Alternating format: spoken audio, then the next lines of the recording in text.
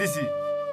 না না থাক, ও যখন বিয়ে করবো না বলেছে ওকে আর জোর করেন না, আমি নিজে চলে যাচ্ছি। না না বাপ, তুমি জানো না, তুমি একটু বসো, আমি সব ঠিকঠাক করছি।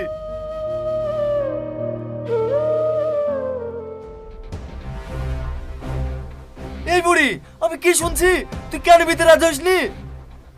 আব্বা, তোমাকে তুমি আগেই বলেছি ওই কালো ছেলেকে আমি বিয়ে করব না। মা, আমি যেটা করেছি তোর ভালোর জন্যই করেছি। ছেলেটা কালো হতে পারে, কিন্তু অন্য ছেলেদের মতো নেশা করে না, মাস্টারি চাকরি করে, আবার অনেক জমি জায়গাও আছে। মা, তুই অমত হসনি মা, তুই এ বিতে রাজি হয়ে যা, অনেক সুখী হবি। তুমি যত টাকা পয়সার লোভ দেখাও, আমি ওই কালো ছেলেকে বিয়ে করতে পারবো না। তুমি ওকে বলে দাও গা। তুই এই বিয়ে করবি না তো? ঠিক আছে, আমি এক্ষুনি বাড়ি ছেড়ে চলে যাচ্ছি, আর জীবনেও আইব না এ বাড়িতে। মধু, তুই আজ